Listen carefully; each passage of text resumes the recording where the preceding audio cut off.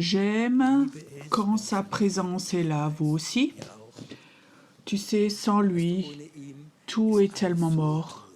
Sans lui, tout est religieux. Sans lui, tout est tellement légaliste. Sans lui, tout est naturel. Avec lui, tout est surnaturel. Tu es une autre personne avec lui. Ce matin, j'aimerais te parler d'un prophète. Et ça, c'est le prophète de l'Ancien Testament qui a le plus vu Jésus. Et même de façon précise, il a vu sa crucifixion. Et c'est beau que 800 ans avant, qu'il y ait eu des prophètes qui ont vu Jésus, la crucifixion, qui ont vu l'agneau de Dieu. Et ça, c'est des prophètes. Ils voient quelque chose qu'on ne peut pas voir. Et dans Ésaïe 42, ça commence, où le prophète dit la première chose, le premier mot, il dit « vois, voici ». D'autres disaient « regarde voir ». Le prophète dit « voir ». Je ne sais pas s'il était dans une synagogue ou qu'il avait une école de prophète, je ne sais pas. Mais il dit « voir ». Est-ce qu'on voyait quelque chose? Tu comprends? Imagine si je dis maintenant, regarde là derrière qui rentre. Bah, tout le monde se retournerait et regarderait. Mais le prophète dit, vois qui vient. Et effectivement, humainement, personne n'a rien vu. Est-ce que le prophète avait vu quelque chose? Ben oui. Je crois que le prophétique, c'est quelque chose, de voir quelque chose qui spirituellement est une réalité, mais humainement, on ne voit rien. Un prophète, ce n'est pas quelqu'un qui voit tout le temps quelque chose, mais il y a des moments où Dieu lui montre quelque chose. Hier soir, j'ai vu comme le feu de Dieu est venu sur toi. Tout un moment, je voyais ce feu qui venait sur toi. Peut-être certains dans la salle l'ont senti, que le feu de Dieu t'a touché. Certains ont réalisé. Quand on exprime quelque chose, on dit quelque chose. Quand un prophète exprime quelque chose et les gens ont un esprit sensible, ils le sentent ou le voient. Normalement, quand nous sommes nés de nouveau, quand on a le Saint-Esprit et quelqu'un prophétise quelque chose, nous devrions, dans notre esprit, soit le réaliser, le voir, ou de dire « ça c'est juste ». Mais les chrétiens, parfois, sont pas mûrs que quand un prophète vient, il peut prophétiser quelque chose de faux et beaucoup ne remarquent rien. Ils ne le sentent pas. En Autriche, je crois que c'était tout dans le sud, Kempten, j'ai prêché là-bas plusieurs fois et j'ai remarqué que beaucoup de personnes, aussi des leaders, étaient un peu sceptiques par rapport au prophétique. Alors un ancien m'a raconté qu'il y a 2 ans, il y a un Africain qui était là. Il disait, un prophète très connu, il avait une grande vision, 50 000 personnes vont se convertir dans les 2-3 ans qui viennent. Nous allons construire un immense stade et ils ont besoin d'argent pour ça. Donc il a fait une immense collecte et après on ne l'a plus vu et personne ne s'est converti. Et beaucoup de gens ont donné de l'argent parce qu'il avait dit, parce que c'était un prophète. Mais il n'avait pas le discernement des esprits. Aussi les leaders, si eux, je voulais dire, s'ils avaient été sensibles, ils auraient vu que ce n'est pas une parole prophétique, mais que c'est quelqu'un qui voulait se remplir les poches. Ils auraient dû aller devant et dire « assieds-toi, tu es un prophète qui veut que l'argent des Autrichiens ». Où les gens ont donné de bon cœur, même beaucoup d'argent pour ce projet, mais ça ne venait pas de Dieu. Et beaucoup de gens ont suivi parce que quelqu'un a dit quelque chose. Et mon souhait le plus profond, c'est que chacun d'entre vous que vous ayez une telle relation avec le Saint-Esprit que vous puissiez dire ça c'est de Dieu et ça c'est pas de Dieu. Ne crois pas ce que Pierrot vous raconte si vous n'avez pas de confirmation du Saint-Esprit. Et si tu n'as pas une confirmation, ça ne veut pas dire que c'est faux, mais jusqu'à ce que tu sois prêt. Alors Paul dit, si tu ne comprends pas quelque chose, mets-le dans un tiroir. J'étais fraîchement converti, je venais d'un milieu religieux, et il y a certaines choses que je ne pouvais pas accepter, que je ne pouvais pas voir, tu comprends? Alors j'ai fermé. Mais je n'ai pas complètement fermé, j'ai mis dans un tiroir. Et avec le temps, quand j'ai grandi, j'ai vu que c'était juste. J'avais besoin de connaissances, de révélations. J'avais déjà une fois raconté, quand j'étais nouveau converti, je viens d'un milieu religieux où on était obligés, les hommes à droite, les femmes à gauche, comme tu étais. Donc, tu ne pouvais pas prendre la Sainte Seine sans cravate. Les femmes devaient avoir une robe, sinon pas de Sainte Seine. Et les dames n'avaient pas le droit de parler à l'église. J'étais nouveau converti et il y avait une conférence à Francfort. Il y avait la conférence de feu de Reinhard Bonke. Je suis allée à 2-3 soirées et Reinhard Bonke était waouh là, c'était super. Et le soir, j'étais à Francfort. Et la salle était remplie, je crois qu'il y avait 7000 personnes. Et les leaders ont dit, c'est rempli, maintenant tu viens de Heidelberg à Francfort, tu étais dans les bouchons et tu n'as plus le droit de rentrer, c'est rempli. Alors, j'ai fait un peu pression et j'ai dit, je viens de loin, ok. En bas, dans la petite salle, il y a un petit groupe de prière, enfin une petite salle en bas avec 700 personnes. Alors je dis à ma femme, ok, on descend. Donc je rentre, j'ouvre la porte et devant, il y avait une femme au micro. Elle priait pas, elle prêchait, c'était Suzette Etting. Mon épouse et moi, on se regardait. En plus, elle criait en prêchait. Je dis, ça peut pas être de Dieu. Et on est tout de suite rentrés. Plusieurs années plus tard, moi-même, j'ai invité Suzette Etting à l'église. C'est une femme fantastique. Mais à cette époque-là, j'étais pas prêt. Tu comprends? Et après, il y a aussi une maturité intérieure. Et je dis dans le prophétique, soyez sensibles, le Saint-Esprit est en vous. Il ne faut pas tout contrôler avec ton intelligence, ta théologie, mais sois sensible dans le Saint-Esprit. Il se peut parfois quelqu'un a quelque chose de juste dans le prophétique, mais ça se peut aussi que c'est complètement faux. Dans notre milieu charismatique, il n'y a aucune personne prophétique qui nous dit « je me suis trompé ». Tu comprends? En 2000, beaucoup de prophètes ont dit que tous les ordinateurs vont tout casser, il faut faire des réserves dans vos caves et tout. Tout le monde l'a cru. Tous les pasteurs l'ont cru. Pourquoi? Parce que nous n'étions pas mûrs. Apprends à travailler avec le Saint-Esprit. Apprends à travailler avec le Saint-Esprit. Ce matin, je viens vers ce prophète et il dit, vois, et il parle de Jésus. Voici mon serviteur, que je soutiendrai, mon élu, en qui mon âme prend plaisir. C'est tellement beau. Dieu a plaisir à Jésus. Dieu prend son plaisir. Jésus est prêt à descendre, il est prêt à mourir, à guérir les gens sur la terre. Et Dieu dit, j'ai plaisir à Jésus. Est-ce que Dieu a plaisir à toi?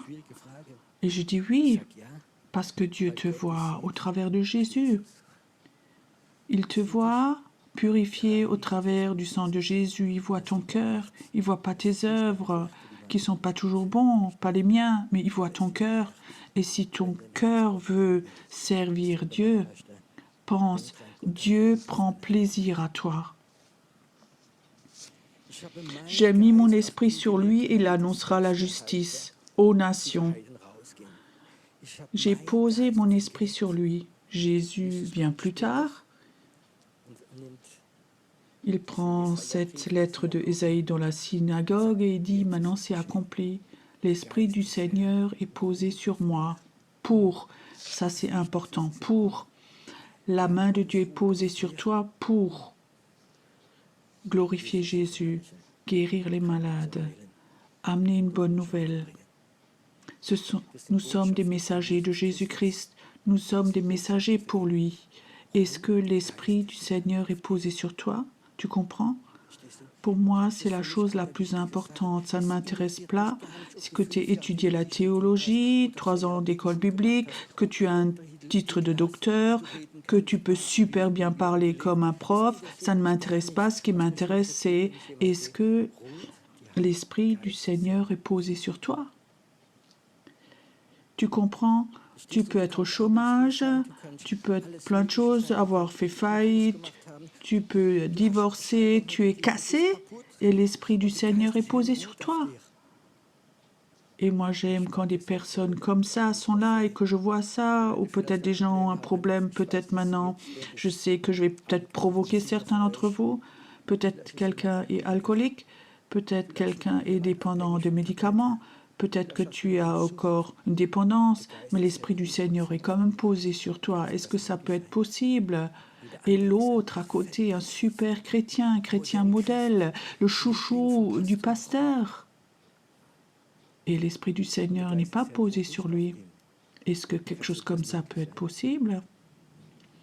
J'ai vu que l'Esprit du Seigneur était posé sur des gens complètement rebelles. À l'église, nous avions un jeune homme, il venait du milieu. Pendant des années, il travaillait dans le milieu. Il avait une rencontre avec Jésus.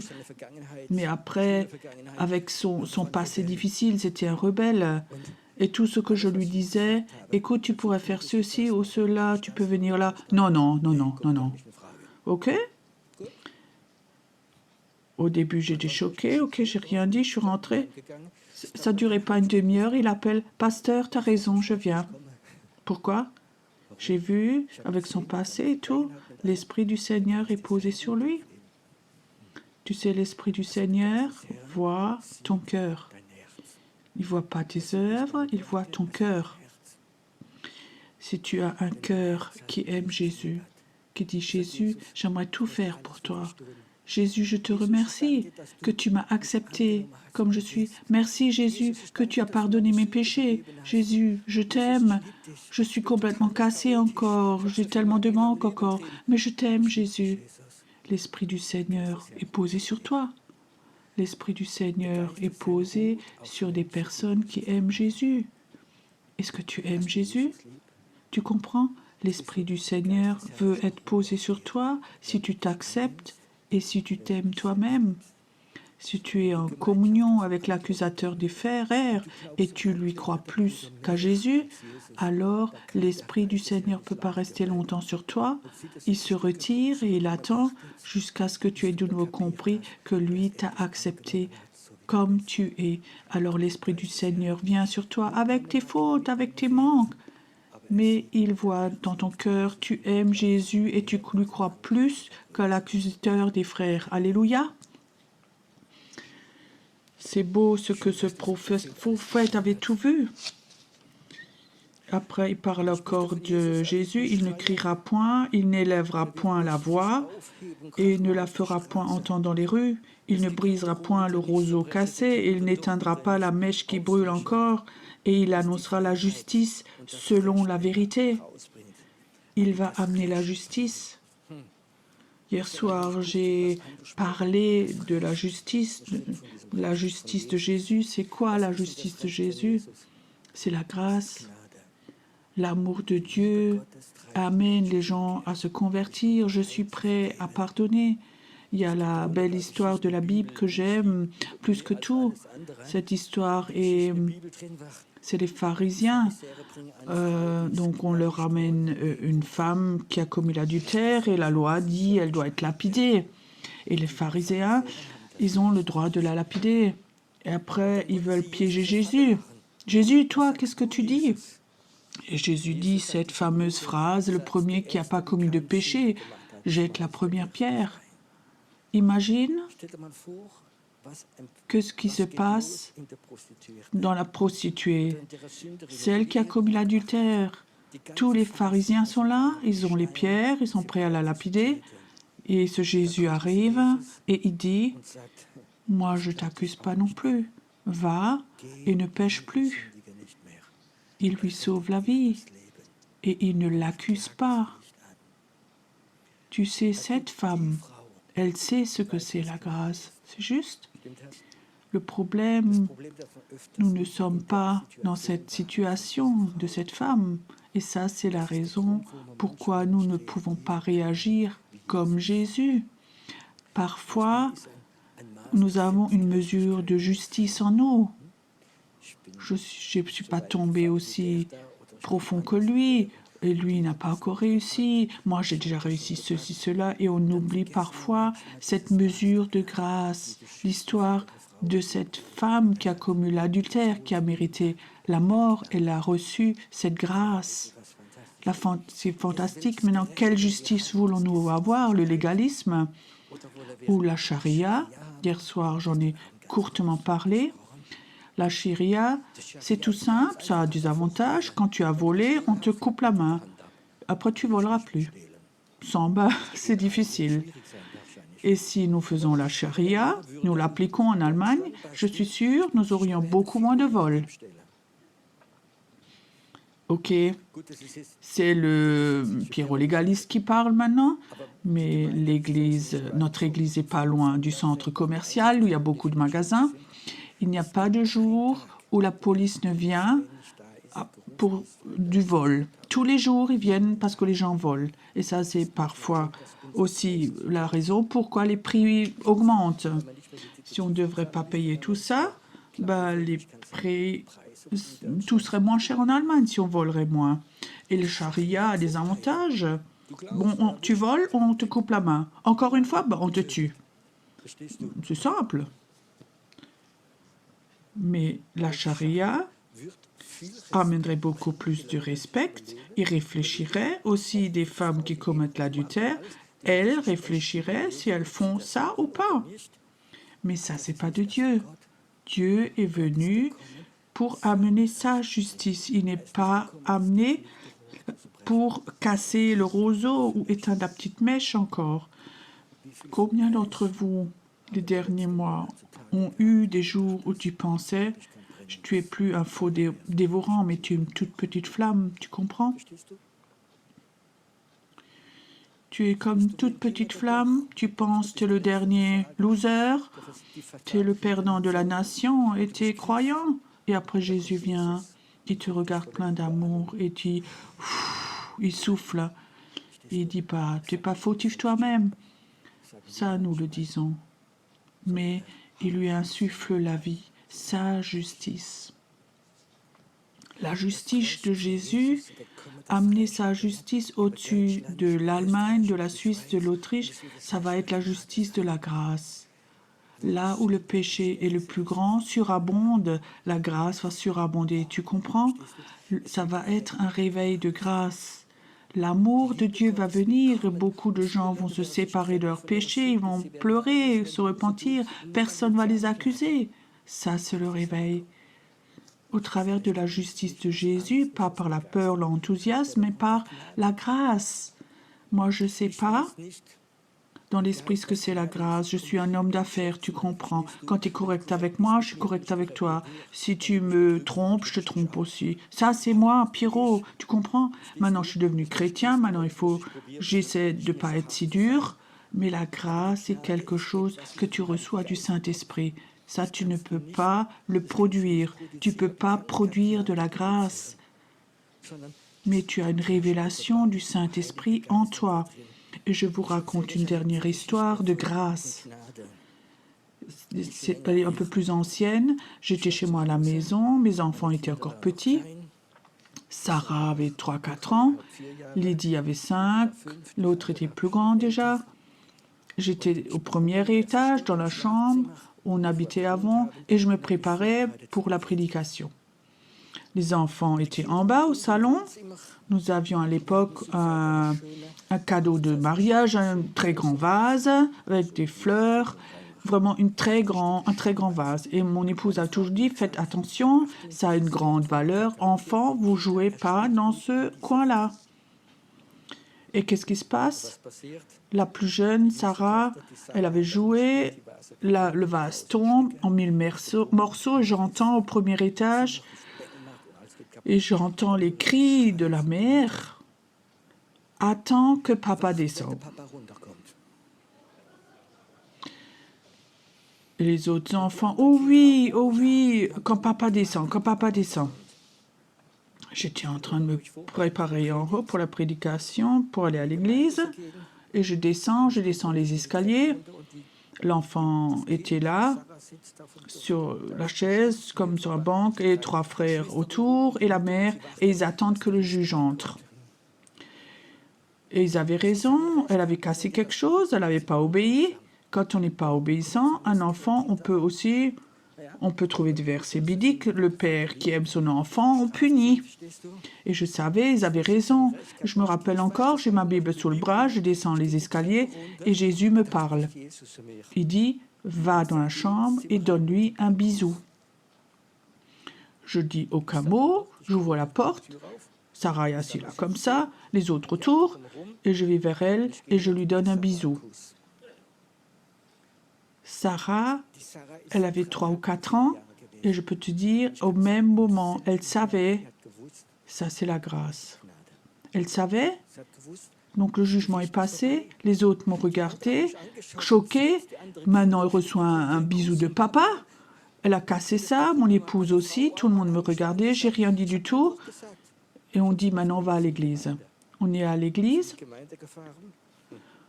et en cours de route, le Seigneur me dit, tu prêches ce soir que sur mon bisou. Le bisou de la grâce. Qu'est-ce qu'on doit prêcher sur le bisou de la grâce? Alors j'ai commencé de ce bisou de grâce de Jésus. Je ne sais pas pourquoi, mais il y a quelque chose qui est rentré dans la salle. Il y a comme une gloire de Dieu, de grâce qui est venue dans la salle. Et après j'ai fait un appel et j'ai dit, les personnes qui vivent sous condamnation, ils ont besoin de ce bisou de la grâce, vous venez devant. Je crois que j'ai jamais embrassé autant d'hommes que ce soir-là. Mais quand je les ai embrassés, ce bisou de la grâce, ils se sont brisés. J'ai jamais vu pleurer autant d'hommes par terre, ils se sont effondrés. Et c'était tellement fort, la présence de Dieu. Un jour après, un de ces hommes me téléphone. Il dit, Pierrot, j'avais un gros problème, je voulais même quitter l'église, j'avais un grand problème avec des personnes d'autorité. J'ai tellement été oppressée par mon père, j'ai tellement vécu des choses graves. Et quand tu m'as donné ce bisou, tout est parti. Des années, cette oppression, ce rejet, cette peur, tout est parti, c'est devenu une autre personne. 10 ans plus tard, j'étais en Guyane française, Amérique du Sud, et j'ai passé une journée avec le Seigneur. Et le Seigneur a commencé à me montrer des choses. J'ai 4 enfants, et Sarah, c'est celle qui est le plus prophétique. Et je sais, un jour, elle va être une grande prophétesse. Et le Seigneur me disait, tu vois, ce prophétique que tu as va être très fort sur ta fille. Tu sais, Pierrot, pourquoi? Parce que tu étais prêt à lui donner le bisou de la grâce. Je l'avais compris. Ce bisou de la grâce de Dieu, il te donne la capacité d'aller dans le prophétique. Quand les prophètes ne reçoivent pas ce bisou de grâce de Jésus, ce ne sera jamais des vrais prophètes, parce qu'ils vont prophétiser et prophétiser la mort. Il y a un certain temps, dans le bureau, une femme était là de Karlsruhe et cette femme pleurait au téléphone. Elle ne pouvait presque pas parler. Après un moment, elle s'est calmée, elle racontait, il y a 2 semaines, elle était à Karlsruhe. Un prophète d'Afrique était là et elle avait emmené son fils la première fois, il est dépendant de la drogue. Il l'a appelé devant Et il a dit, si en l'espace de 3 jours, tu n'arrêtes pas de prendre des drogues, Dieu va te laisser mourir. Cette femme m'a appelé. Elle aimait son fils. Et il n'a pas arrêté de prendre des drogues ou il n'arrivait pas. Cette femme était persuadée, il avait 18 ans, qu'il allait mourir. J'ai dit à cette femme, écoute, au nom de Jésus, je brise ces paroles. Elles ne sont pas de Dieu. Ça, c'est peut-être un homme qui avait un don prophétique, mais il n'avait pas reçu le bisou de la grâce.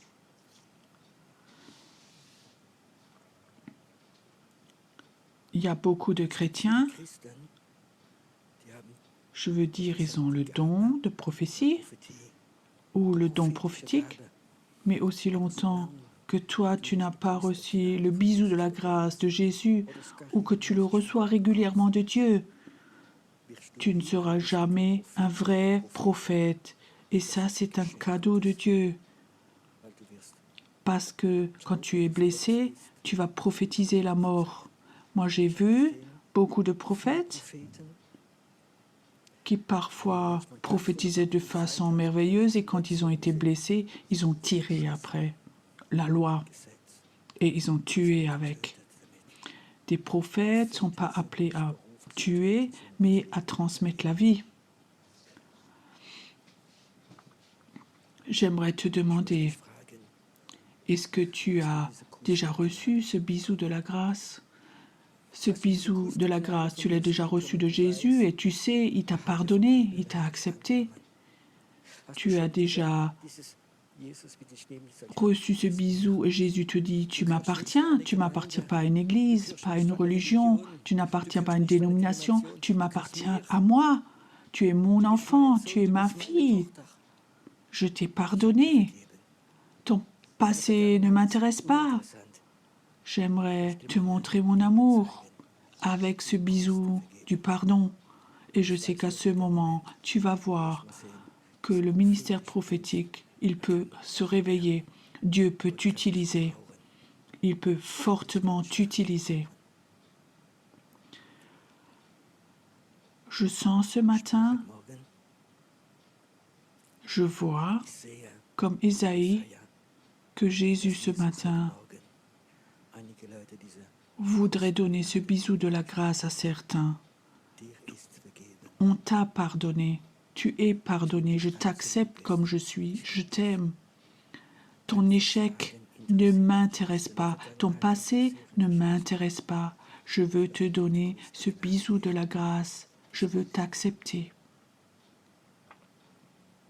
Ce matin, reste un moment dans la présence de Dieu.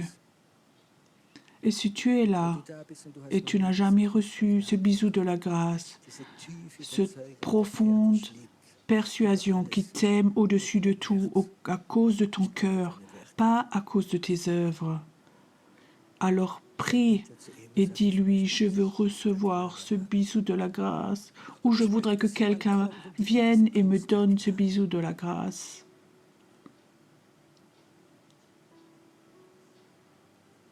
Reste un moment dans la présence de Dieu et reçois.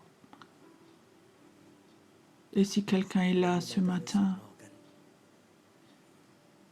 et il a ce désir dans son esprit, vraiment ce désir profond d'aller vers quelqu'un et de donner le bisou de la grâce, alors lève-toi et va vers quelqu'un avec plein d'amour et dire, ce matin j'aimerais te donner un bisou de la part de Jésus, un bisou de la grâce. J'ai vécu parfois dans les évangélisations que je suis allée vers quelqu'un d'un croyant et je lui ai donné un bisou et la nouvelle naissance est venue parce que l'amour de Dieu a coulé. Ayons un moment où nous restons maintenant dans la prière et après une douce adoration.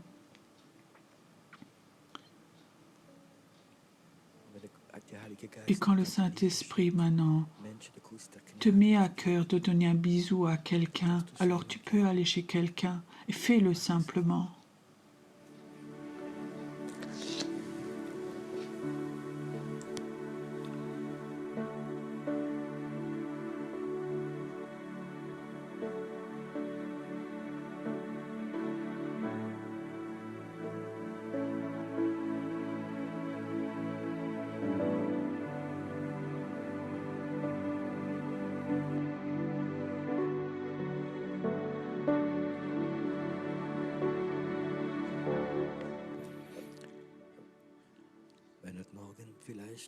Si ce matin, des couples sont là, où l'homme ou la femme voudrait donner ce bisou de grâce comme le pardon, comme signe, fais-le aussi.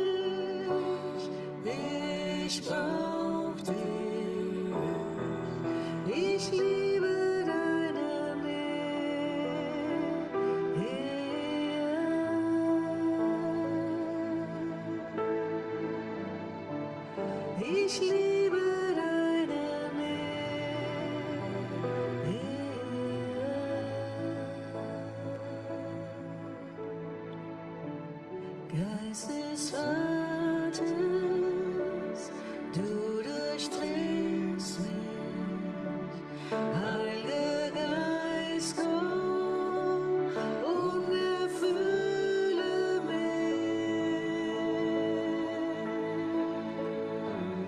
komm, erfülle mich, Herr, ich brauche deine Liebe und ich suche deine Gegenwart.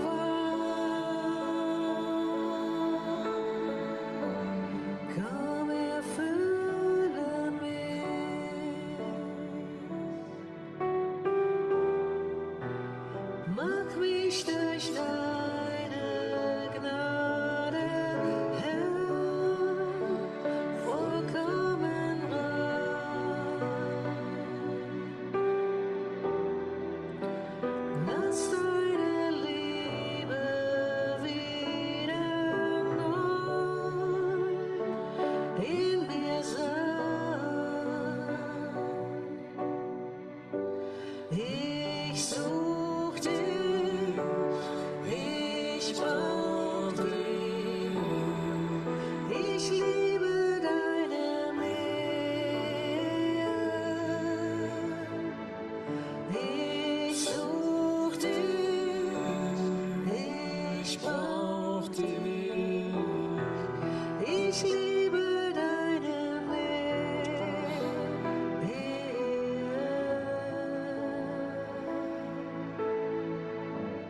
Ich such dich, ich brauch dich, ich liebe deine Nähe.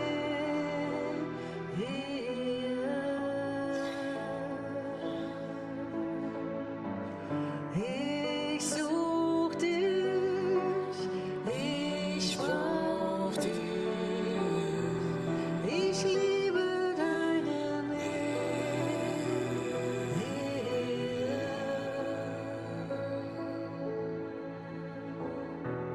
Ich liebe deine Nähe.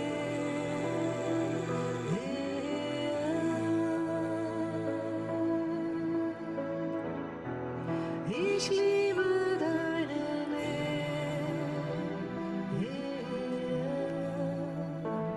Heiliger Geist, Heiliger Geist,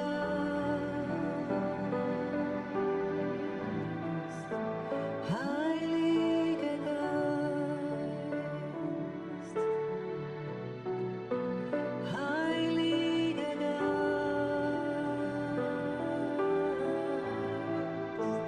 Heiliger Geist, Heiliger Geist, Geist Gottes, liebe deine Nähe.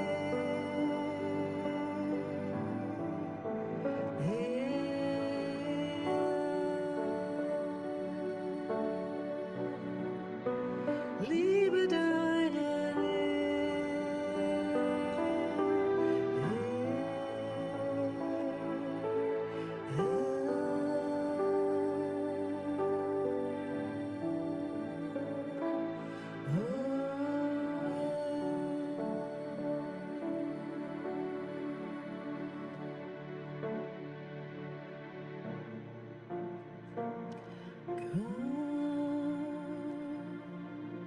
Jetzt ist die Zeit, wir beten.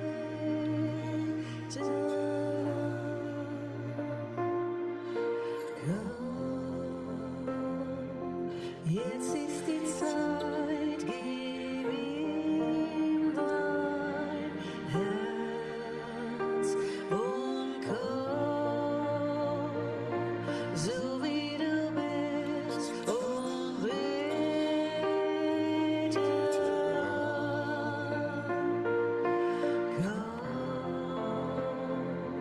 so wie du bist vor deinem Gott.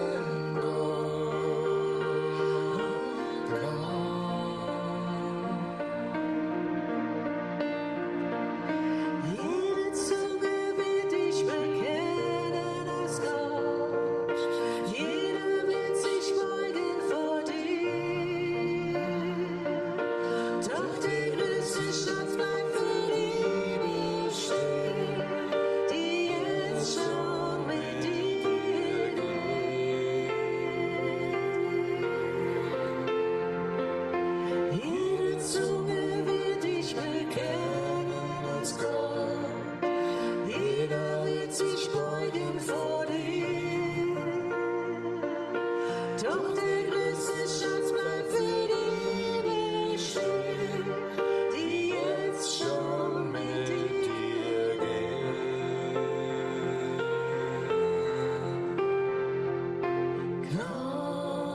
Komm, jetzt ist die Zeit, wir beten an. Komm, jetzt ist die Zeit, gib ihm dein Herz und komm, so wie du bist und bete an. Komm, so wie du bist vor deinem Gott und komm vor deinem Gott.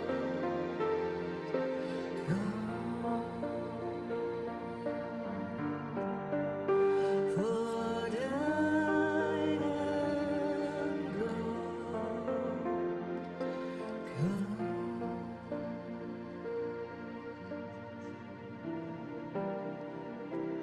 Steh in deiner Gegenwart und bete. Ich hebe meine Hände auf zu dir.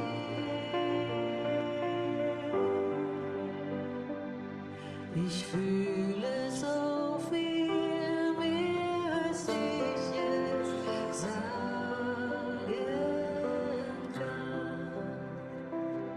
Drum sing ich bloß dies eine Wort zu dir.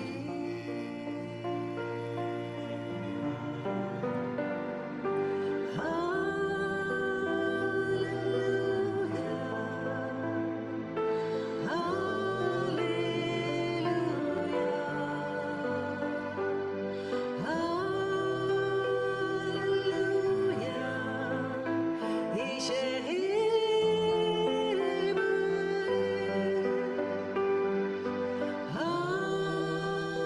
Halleluja, Halleluja. Ich erhebe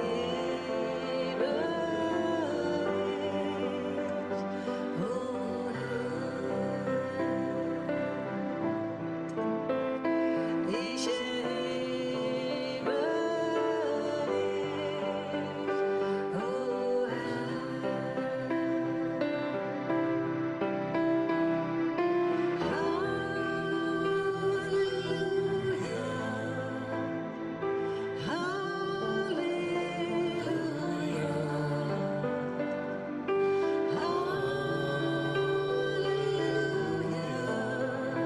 ich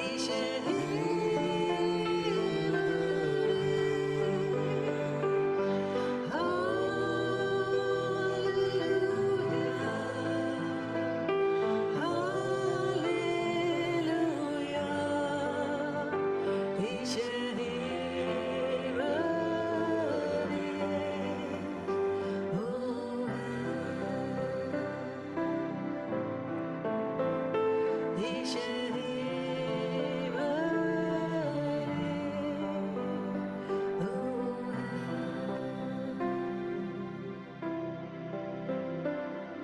ich stehe in deiner Gegenwart und bete. Ich hebe meine Hände auf zu dir. Ich fühle so viel mehr, als ich jetzt sagen kann. Drum sing ich nur dies eine Wort zu dir.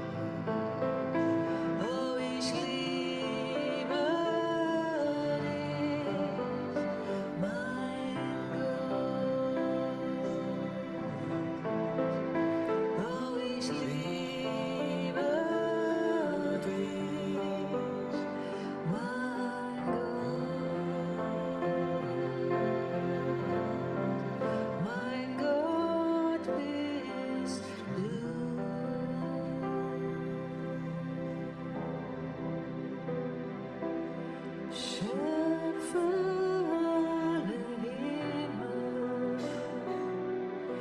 der die Welt gemacht. Dein größtes Werk hast du in mir vollbracht.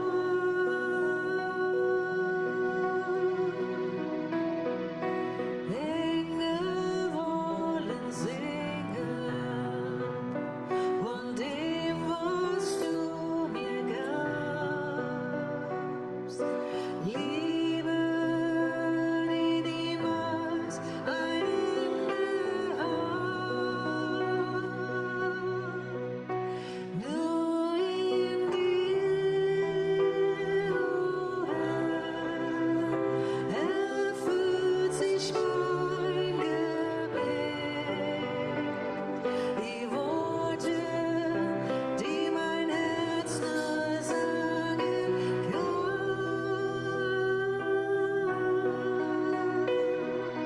Dir, o Herr, gehört mein schönstes Lied. Voll Ehrfurcht steh ich hier und bete nur in dir, o Herr, erfüllt sich mein Gebet.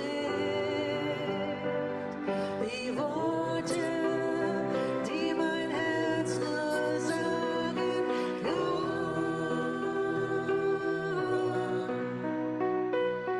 Dir, o Herr, gehört mein schönstes Lied.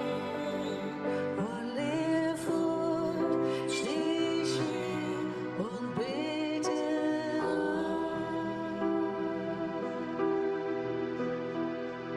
Schöpfer aller Himmel, der die Welt gemacht. Dein größtes Werk hast du in mir vollbracht.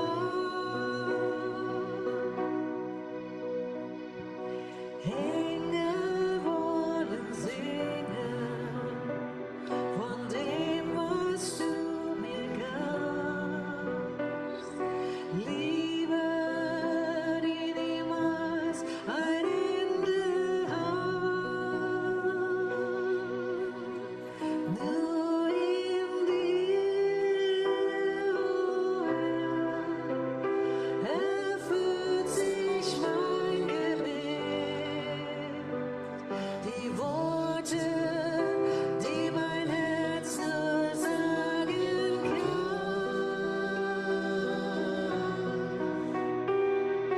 Dir, o Herr, gehört mein schönstes Lied. Voll Ehrfurcht steh ich hier und bete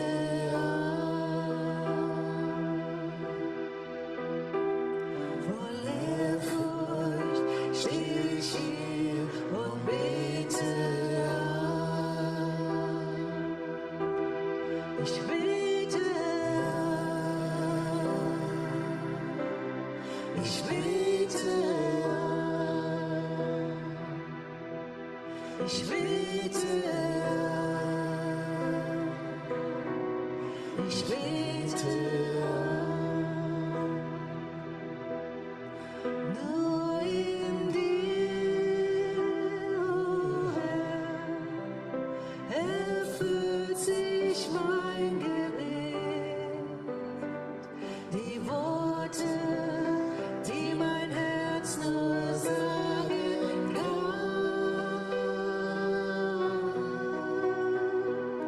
Dir, o Herr, gehört mein schönstes Lied. In Ehrfurcht steh ich hier und bete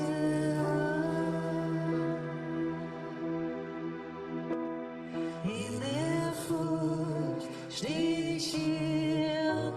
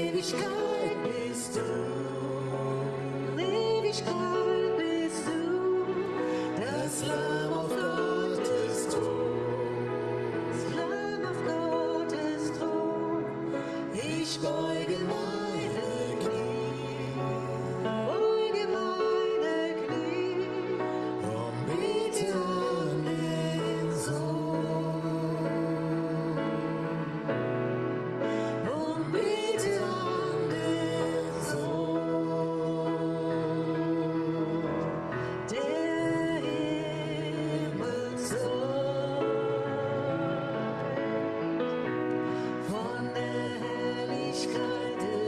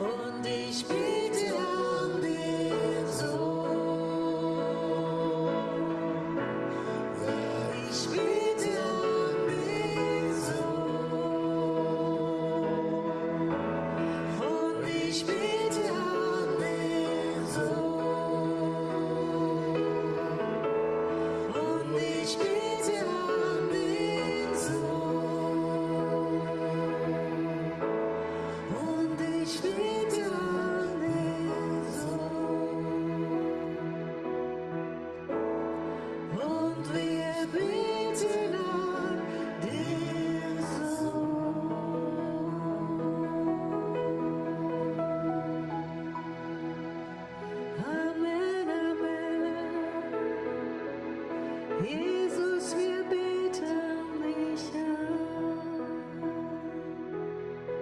Amen, Amen.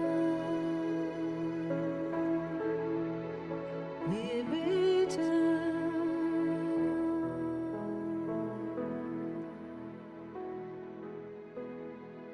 Amen. Amen.